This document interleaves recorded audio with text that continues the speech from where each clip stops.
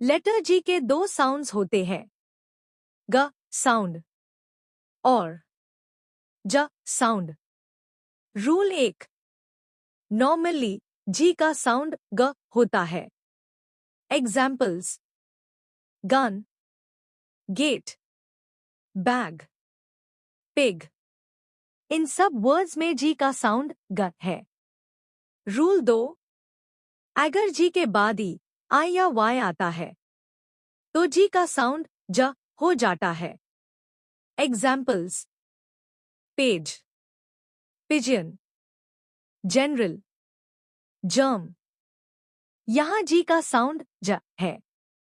Exception: याद रखने वाली बात, कुछ वर्ड्स रूल फॉलो नहीं करते, जैसे कि गेट। इस वर्ड में ए के बाद भी जी का साउंड ग हाई रहेगा।